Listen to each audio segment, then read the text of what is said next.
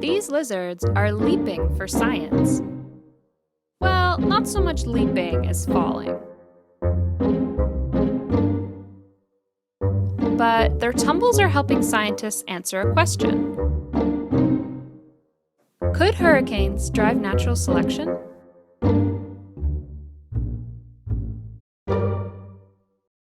Hurricanes are destructive, perhaps too destructive to influence evolution, with species survival being more random than influenced by specific traits.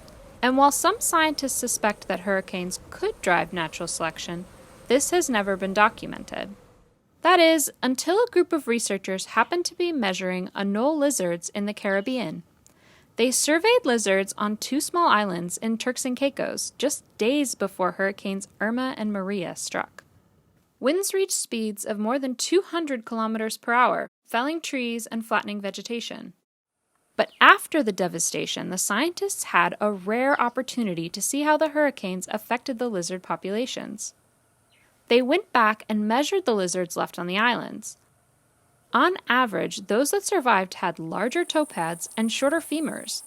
The males also had smaller bodies. Researchers suspect that these small differences might help the animals cope with high winds. But how? Well, that brings us back to lizards falling into nets. This simple test, done with a leaf blower, demonstrates how they respond to high wind.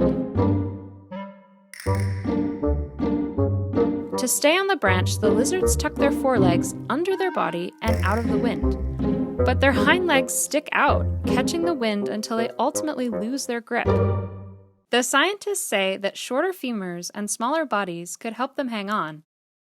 Additionally, the lizard's toe pads are covered in tiny ridges. Larger pads means more ridges and so better grip.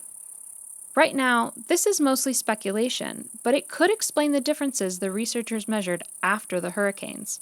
And that raises the possibility that hurricanes could act as a selection pressure, favoring lizards with wind-resistant traits.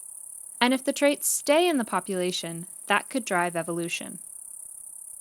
Picking apart processes like this will help conservationists predict how ecosystems adapt to extreme weather events, which we'll see more of as the climate warms. But for now, let's appreciate these little anoles for their contribution to evolutionary science.